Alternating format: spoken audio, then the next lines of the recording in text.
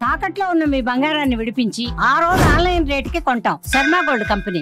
నమస్కారం, welcome to Suman TV. నేను గీతాంజలి. ప్రస్తుతం మనతో పాటు శ్రీచక్ర ఉపాసకులు, ప్రముఖ ఆధ్యాత్మికవేత్త శ్రీ మణికంఠ శర్మ గురువు గారు ఉన్నారు. వారితో మాట్లాడదాం. నమస్కారం గురుగారు. పరమేశ్వర అర్పణమస్తు. గురుగారు, సుబ్రహ్మణ్య షష్ఠి, మరి సుబ్రహ్మణ్యుడి ఆరాధన ఏ విధంగా చేయాలి? నియమాలు ఏమిటి? ఆహార నియమాలు ఏమైనా ఉన్నాయా? అంటే స్వామిని ఆరాధించడం వల్ల ఎటువంటి ఫలితాలు పొందవచ్చు? ముఖ్యంగా సుబ్రహ్మణ్య షష్ఠి ఈ నెల 26వ తారీఖున ప్రారంభమవుతుంది. అంటే 25 మంగళవారం రోజు 6:49 తర్వాత షష్ఠి ప్రారంభం. బుధవారం రోజు సాయం సంధ్య వేళ 7:43 వరకు కూడా షష్ఠి నడుస్తుంది. బుధవారం సుబ్రహ్మణ్య షష్ఠిగా పెడతారు. సుబ్రహ్మణ్యుడు వంశాన్ని నిలబెట్టేటువంటి దేవతామూర్తిగా చెప్తారు. అంటే వంశం అభివృద్ధి కావాలని, సంతానం కలగాలన్నా, సకల సర్పదోషాలు పోవాలన్నా. ఈ మధ్యకాలంలో మీరు ఎవరి దగ్గరికి వెళ్ళినా నీకు కాల సర్పదోషం ఉంది, అకాల సర్పదోషం ఉంది, రాహుకేతులు ఇబ్బంది పెట్టేస్తారు, కుజదోషం ఉంది అంటారు చూసారా. వీటన్నిటికీ కూడా సుబ్రహ్మణ్య స్వామి ఆరాధన చాలా మంచిది. పైగా సుబ్రహ్మణ్యేశ్వర స్వామి వారి దగ్గర వచ్చేసరికి విషయం ఏంటంటే, మీరు ఏ దేవతామూర్తి అయినా చూడండి, ఆయన కొంచెం వయసు పైన వాళ్ళు పై వాళ్ళు చూపిస్తారు. ఇప్పుడు శివుడు ఉన్నాడు అనుకోండి, మామూలుగా కాలభైరవ స్వరూపంలో కానీ దీంట్లో కానీ ఒక ఏజ్డ్ పర్సన్గా మనం చూపిస్తారు. వెంకటేశ్వర స్వామిని కూడా. కానీ సుబ్రహ్మణ్య స్వామి సరికి చిరుమందహాసంతో చిన్నపిల్లాన్ని చూపిస్తారు. మీకు ఎక్కడా కూడా వల్లీ దేవసేన అన్న ఆ వల్లీ దేవసేన రూపాన్ని చూడగానే సుబ్రహ్మణ్య స్వామిని కానీ చక్కగా శూలం పట్టుకుని చిరుమందహాసంతో చిన్నపిల్లాన్ని చూపిస్తారు. పైగా ఇళ్లలో ఎవరన్నా సరే మనం సంతానాలు నిలబడక ఎక్కువ శాతం అభాషణలు అవుతూ, మగవారికి స్పెర్మ్ కౌంట్లు తక్కువగా ఉన్నా, ఆడవారి గర్భసంచి వ్యవస్థలో ఇబ్బందులు ఉన్నా, గర్భం నిలవకపోయినా, శిశువు జనించిన తర్వాత కాలు చేతులు ముక్కులు వంకర్లు పోతూ, లేకపోతే బొర్రితో ఇలా బొర్రి వస్తుంది, బొర్రితో పుట్టిన, అన్నిటికీ కారణం సర్పదోషం అనేటిది లెక్క. సర్ప ఏ జీవి చనిపోయినా అండి మామూలుగా దహనం చేసేస్తారండి. కానీ ఒక్క సర్పం చనిపోతే మాత్రమే నోట్లో రాగి బిళ్ళ పెట్టి దహనం చేస్తారు. అర్థమైందా? ఇంక ఏ జీవిలోనూ ఉండదు. పైగా ఈ భూకంపాలని మొట్టమొదటి గ్రహించేవి కూడా సర్పాలే, తర్వాత కుక్కలు. ఫస్ట్ సర్పం, తర్వాత కుక్కలు. అయితే ఈ సర్పము అనేటువంటిది మగవారి యొక్క స్పెర్మ్ కూడా అదే విధంగా మూవ్ అవుతుంది, మొటిలిటీ, ఇది చిహ్నం. అయితే సర్పదోషము అనేటువంటిది 7 తరాల వరకు ఇబ్బంది పెడుతుంది. చాలా మంది ఏమవుతుందంటే, ఇది వరకు రోజుల్లో ఆడవారు బహిష్టులు ఉండేటప్పుడు, నెలసరిలు వచ్చినప్పుడు ఆ క్లాత్లు కానీ ఏవైతే ఉన్నాయో వాటి దూరంగా పారేయనివారు తప్ప చుట్ల మీద వేసేవారు కాదు. ఎందుకంటే పాము ఒక్కొక్కసారి కుబుసం విడిచేది. లేదా మీరు అక్కడ వేసినప్పుడు పాము గుడ్ల మీద ఈ బహిష్టు పడినటువంటి వ్యవస్థ పడితే గుడ్లు పగిలిపోతాయి. అది దోషభూయితం. మన పిల్లలంతో పాము పిల్లలు కూడా అంతే. సో వాటి దోష పరిమితంలో మన వంశం అభివృద్ధి చెందక ఇబ్బందిదాయకంగా ఉంటుంది అని చెప్పి, అటువంటి ఇబ్బందులు లేకుండా చూడాలి అని చెప్పి మనము సుబ్రహ్మణ్య స్వామి ఆరాధన చేస్తారు. కుజదోషం ఉన్న వాళ్ళని కూడా సుబ్రహ్మణ్య స్వామి ఆరాధన చేస్తారు. కుజ అరిష్టేతు సంప్రాప్తే కుజ పూజాంచకారయేతు కుజ ధ్యానం ప్రవచ్చామి దీర్ఘరోగ పీడోపశాంతయే. దీర్ఘరోగాలు మన పిల్లలకి తాత ముత్తాతల నుంచి ఆస్తులు ఇచ్చినా, అప్పులు ఇచ్చినా కానీ, ఇవ్వకపోయినా కానీ పెద్ద ప్రాబ్లం ఏం లేదండి. కానీ అనారోగ్యాలు మాత్రం ఇస్తాం. తాతకు షుగర్ ఉందనుకోండి, మనకు షుగర్ వస్తుంది. తాత ముత్తాత నుంచి వంశపారంపర్యంగా వచ్చిన BP, sugar, skin diseases, genetical problems. అదేంట్రా మీ బాబాయ్లా మెడెట్టి పెట్టావు, మీ మావయ్యలాగా పొట్టట్టు వచ్చింది, మీ తాతకు వచ్చింది షుగర్, నీకు ఉంటుంది, ఇవి వస్తాయి. ఇవి రాకుండా ఉండడానికి కుజుని ఆరాధిస్తాం. మన పని ఎంపీతో అయిపోతుంది అనుకున్నప్పుడు ఎమ్మెల్యే గారి దగ్గరికి వెళ్ళామనుకోండి, ఏం చెప్తాడైనా? ఎంపీ గారి దగ్గరికి వెళ్దామండి అంటాడు.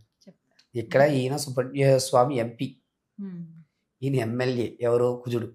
ఇక్కడికి వెళ్ళిన తర్వాత ఈయన నాన్న సుబ్రహ్మణ్య స్వామి దగ్గరికి వెళ్దాం మనని ఆయన దగ్గరికి వెళ్తారు. షష్ఠి రోజు చేయాల్సిన నియమం ఏంటంటేనండి, ఏ ఇంట అయితే సుబ్రహ్మణ్య స్వామి వారి ఆరాధన చేస్తారో వాళ్ళ వంశం నిజంగా అభివృద్ధి చెందుతూనే ఉంటుంది. పైగా అతను 10 మందికి ఉపయోగపడితే వాడవుతాడు. ఎప్పుడు సుబ్రహ్మణ్య స్వామి ఆరాధన చేసేవాడి యొక్క మొహం కళ తేజస్సు వస్తుంది, ఫేస్లో కళ్ళు పెద్దగా ఉంటాయి. అతను చందనం పెడితే చూడముచ్చటగా అనిపిస్తుంది. అతను నడుస్తుంటే ఒక పాజిటివ్ వైబ్రేషన్ వస్తుంది. పక్క వాళ్ళకు కూడా ఇవాళ ఈయనేదో చేద్దాం అనుకున్నవాడు కూడా మారిపోతాడు. సుబ్రహ్మణ్య స్వామి ఆరాధన అంత విశిష్టమైన ఆరాధన. షణ్ముఖుడు ఇంట్లో ఎలా చేసుకోవాలి గురుగారు ఆ రోజు? ఆ రోజనే కదండి, ఏ రోజన్నా సరే సుబ్రహ్మణ్య స్వామి ఆరాధన, సుబ్రహ్మణ్య స్వామి వారి అష్టకం చదువుకోవడం చాలా మంచిదండి. వంశం నిలబడుతుంది. మన పిల్లలు ఇప్పుడు అమెరికాలో వెళ్ళారు, అక్కడ వాడు ఇబ్బంది పడుతున్నాడు, ఉద్యోగం ఉంటుందో లేదో తెలియదు, అనారోగ్య బాలు అవుతున్నాడు, అక్కడ రావడానికి అక్కడ తినడానికి ఇబ్బందిగా ఉంది. సుబ్రహ్మణ్య స్వామి ఆరాధన చేయండి, సెట్ అయిపోతాయి, ఖచ్చితంగా సెటిల్ అయిపోతారు. అంత విశిష్టమైన సుబ్రహ్మణ్య స్వామి ఆరాధన. కాకపోతే షష్ఠీ తిథి రోజు విశిష్టత ఏమిటంటే ఉపవాసం ఉండాలి. మరి ఏంటి నుంచి గురుగారు ఫ్రూట్లు తినేచ్చా? పనికిరావు. ఉదయం నుంచి సాయంత్రం వరకు ఫ్రూట్స్ పనికిరావు. ఒక 5 నుంచి 8 చిమ్లీలు అంటారు, అంటే ఇక్కడ భాషలో చిక్కీలు అంటారు. అంటే తెల్ల నువ్వులు, బెల్లము, తేనె 3 దంచుకుని ఉండల కింద చేసుకుని ఒక 8 తెల్లవారుజామున సుబ్రహ్మణ్య స్వామివారి దేవాలయానికి వెళ్ళి ఆ స్వామివారికి ఎర్రటి గులాబీలు కానీ ఎర్రటి మందారాలతో కానీ, అంటే దీర్ఘరోగ పీడోపం చెప్పాం కదా, దీర్ఘరోగాలు తాత ముత్తాల నుంచి జెనెటికల్ అంటే ఆ రక్తమే కదా వస్తుంది, మా తాత రక్తం అంటుంటారు కదా, ఆ రక్తమే కదా వస్తుంది. అందుకని దానికి సింబల్గా ఎర్రటి పుష్పాలతో పూజ చేస్తారు. రక్తవర్ణం, రక్తగంధం, రక్త పుష్పం, రక్తమాల్యాధరధరం, రక్త ఛత్ర జతాకాది పతాకాది శోభితం అని చెప్తారు. కాబట్టి అటువంటి ఎర్రటి గులాబీలు కానీ ఎర్ర మందారాలు దొరికితే అద్భుతం. ఇన్ని అనే లేదు, ఎన్నైనా పర్వాలేదు, ఒక్కటే దొరికినా పర్వాలేదు. స్వామివారి దగ్గర పెట్టి 8 నైవేద్యం చూపించి మనం అందులోంచి ఒక 5 తెచ్చుకుని, ఇది ఎవరికి ఇవ్వడానికి ఉండదండి, ఎందుకంటే నువ్వులు చేతిలో ఇవ్వకూడదు కాబట్టి ఒక 5 మనం తెచ్చుకుని మధ్యాహ్నం వేళ అవి భుజించి గ్లాసు నీళ్ళు తాగాలి.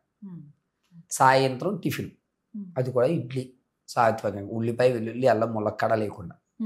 ఇలా చేయడం వల్ల ఇంట్లో ఉన్నటువంటి సర్పదోష నివృత్తి జరుగుతుంది అని. ఇది ఒక్కరోజు చేస్తే పరం. మినిమం 11 షష్ఠులు లేదా 9 షష్ఠి తిథులు. గురుగారు పౌర్ణమి ముందు షష్ఠ, అమావాస్య ముందు షష్ఠ? ఇదో డౌట్ మళ్ళా కింద కామెంట్ వచ్చేస్తాయి. 2 షష్ఠులు చేయండి, తప్పేం లేదు. దీనివల్ల మీ వంశంలో క్షేత్రాభివృద్ధి చెందుతుంది. అంటే మీ పిల్లలు ఎక్కడికి వెళ్ళినా ఇబ్బంది పడరు. మనము మా నాన్నగారు వాళ్ళు ఊర్లో ఉన్నారు, మనం పట్నం వచ్చాం, మన పిల్లవాడు అమెరికా వెళ్ళాడు. మారిందా స్థాయి? ఈ స్థాయి నిలబెట్టాలి కదా. ఇది నిలబెట్టాలి అంటే సుబ్రహ్మణ్య స్వామి ఆరాధన. పైగా సంతానం ఇబ్బంది కలుగుతున్నా, సర్పదోషాలున్నా, కుజదోషాలున్నా రావి వేప చెట్టుకి ప్రదక్షిణ చేయండి అంటారు. అది సైంటిఫిక్గా కూడా ప్రూవ్డ్. ఎందుకంటే మ్యాక్సిమం మోదు ఇంత ఉంటుంది, ఇంత మోదులో మీరు 21 ప్రదక్షిణ చేయాలి. అంటే నియర్లీ మీరు 2.5 కిలోమీటర్ ప్రదక్షిణ చేశారు. ఎర్లీ మార్నింగ్ కొంచెం వాటర్ తాగి 2.5 కిలోమీటర్ ప్రదక్షిణ చేశారు. ఆటోమేటిక్గా పిక్కలు సాగుతాయి, నరాలు ఎస్టాబ్లిష్ అవుతాయి. దీని తర్వాత మనం సంసారం చేసుకున్నట్లయితే కనుక స్పెర్మ్ చక్కగా వెళ్ళి గర్భసంచిలో స్థిరత్వం ఏర్పడడానికి అవకాశం ఉంది. ఇంత ఆలోచించి మన వాళ్ళు ప్రతి దాన్ని నిగూఢంగా వ్యవస్థ చేశారు. అర్థమైందండి? మనం ఇలా చెప్తే నమ్మరు. మళ్ళీ జిమ్కి వెళ్ళాలి, అడిగి 10,000 కట్టాలి, ఆయన వాకింగ్ చేయని చెప్పాలి. సుబ్రహ్మణ్య స్వామి కానీ దేవతామూర్తులు కానీ ఎవరన్నా సరే మనము నెలలో ఖచ్చితంగా ప్రతి ఒక్కరు కూడా 90% వరకు కూడా ఏకాదశి ఉపవాసం ఉంటున్నాను గురుగారు అంటారు. ఈ 10 రోజులు మనం తిన్న ఫుడ్ మొత్తం డైజెషన్ అవ్వదు, కాస్త ఆగిపోతుంది. ఈ ఆగిపోయింది మళ్ళా బర్న్ అవ్వడానికి ఏకాదశి. షష్ఠి ఈ తిథిలో మీరు ఎప్పుడైతే బెల్లము తెల్ల నువ్వులు తింటారో వెన్నుముక నిలబడుతుంది. బెల్లం తినడం వల్ల గర్భసంచి వ్యవస్థ గట్టిపడటము, నరాలు కొంచెం పుంజుకోవడం అనేది జరుగుతాయి. అందుకని సుబ్రహ్మణ్య స్వామి దగ్గర వీళ్ళ దగ్గర తెల్లటి నువ్వులు బెల్లం మాత్రమే నైవేద్యం పెడతారు. దీన్ని చిక్కీలు అంటారు. ఇది మామూలుగా కూడా మీరు రోజు 1 తిన్నా బలంగానే ఉంటారు. ఈ సుబ్రహ్మణ్య స్వామి షష్ఠి ఆంధ్రాలో అత్తిలి అనేటువంటి ఊర్లో అత్యంత ఘనంగా వైభవంగా 10 రోజులు వైభవంగా జరుగుతుంది. తీర్థాలుగా చేస్తారు. ఈ విశేషం ఏంటంటే ఆ రోజు చాలా మంది వరకు ఏంటంటే పాలు పోయడం అంటారు. అసలు వాస్తవంగా పాలు పోయకూడదండి. పాలును మనం అక్కడ పెడితే సర్పాలు వచ్చి స్వీకరించి వెళ్ళాలి. నాగుల చవితి రోజు మన అందరూ పుట్లో పాలు పోస్తే ఊపిరాడదు. ఒక పాత్రలో పాలు పోసి అక్కడ పెట్టాలి. జీవులకి తినడానికి అవకాశం. అది కుక్కైనా తాగొచ్చు, పామే తాగుతుందని మనం చెప్పలేం. కానీ నువ్వు చేసేది ఒక జీవికి పెట్టడానికి ప్రతీకగా పెడతారు. సుబ్రహ్మణ్య షష్ఠి రోజు కూడా పాలు పోయడం అనేటువంటిది ఉండదు. పాలు నైవేద్యంగా సమర్పించి ఆ రోజు సాయంత్రం నైవేద్యంగా సమర్పించారు, మళ్ళీ రిటర్న్ తెచ్చుకున్నారు, తెచ్చుకుని దాన్ని ఫ్రిడ్జ్లో పెట్టేసుకోండి. సాయం సంధ్య వేళ 6:43 తర్వాత వాటిని కాచుకుని మీరు స్వీకరించేయండి. ఇలా తీసుకోవడం చాలా ఉత్తమం, పరిపూర్ణటువంటి. కొంతమంది సంతానంలో అబార్షన్లు ఎక్కువయ్యి గర్భసంచి కూడా కొంచెం వీక్గా ఉంటుంది, సంచిలో ఏర్పడవలసినటువంటి లేయర్స్ ఏర్పడట్లేదు, లేకపోతే టిస్టిస్ వచ్చాయంటారు, గాలి బ్లడ్స్. ఇటువంటి వారికి ఏంటంటే నాగుల చీర అని ఒక చీర అమ్ముతారు, నాగుల చీర గల్ల కింద. ఆ చీరని ఏం చేస్తారంటే వటివ్రేళ్ళు, సుగంధ పరిమళాలు, అదేవిధంగా తీర్థపొడి, ఇలా 4-5 ద్రవ్యాలు కలిపి ఒక నీటిలో ఈ చీరని ముంచి తీసి సుబ్రహ్మణ్య అష్టకము, సర్పసూక్తము ఈ సర్పసూక్తము చదివి ఒక పుట్ట మీద వేసేస్తారు. పుట్ట మీద వేసి ఎవరైతే సంతానం కావాలనుకున్నారో, ఎవరికైతే టెస్టిస్ లాంటివి ఉన్నాయో, గాలి బ్లడర్స్ లాంటివి ఉన్నాయో వాళ్ళని కూర్చోబెట్టి వాటి మీద చెయ్యి వేయించి సుబ్రహ్మణ్య అష్టకం చదివి సుబ్రహ్మణ్య మూల మంత్రంతో జపం చేసి ఆ జపతీర్థం యజమానికి ఇచ్చి ఆ రోజు వారికి అక్కడే నిద్రించండి, ఈ చీర కట్టుకుని పడుకోండి అని చెప్తారు. ఆ చీర కట్టుకు పడుకున్న తర్వాత ధర్మంగా నీకు గనక సంతాన ప్రాప్తి రాసి ఉంటే 99% నీకు స్వప్నంలో పాము కనబడిపోతుంది. స్వప్నంలో సర్పం కనబడింది అంటే నీకు సంతానం కన్ఫర్మ్. ఇవి కొన్ని దేవాలయాల్లో విశిష్టంగా మూల మంత్రాలతో చేసేటువంటి వ్యవస్థ. కొంతమంది కనబడలేదు అనుకోండి, ఇబ్బంది ఏమి లేదు. నీకు ఉదయం లేచిన తర్వాత నీకు ముందు కనబడేటువంటి దృశ్యం, చిన్నపిల్లవాడు కానీ, లేగదూడ కానీ, లేదంటే కనుక అప్పుడే వెళ్తున్నటువంటి ఒక పసికందుని పట్టుకుని ఆడవాడు వెళ్ళడము, ఇటువంటివి కనబడతాయి. శుభసూచకమైనటువంటి తర్వాత రోజు కనబడతాయి. ఇలా కనబడినా నీ పని అయిపోయింది, నువ్వు పరిపూర్ణంగా శ్రీవల్లీ దేవసేన సుబ్రహ్మణ్య స్వామి అనుగ్రహానికి పాత్రులయ్యావని లెక్క. ఈ విధంగా షష్ఠి అనేటువంటి చేస్తారు. మనం చేసుకోలేకపోయినా ప్రతి నెల కూడా పౌర్ణమి ముందు వచ్చే షష్ఠి, అమావాస్య ముందు వచ్చే షష్ఠి, 2 షష్ఠులు చేసుకోవచ్చు. చేయడం వల్ల క్షేమదాయకంగా వంశం అభివృద్ధి. చక్కగా వివరించారు గురుగారు, ధన్యవాదాలు. పరమేశ్వర అర్పణమస్తు.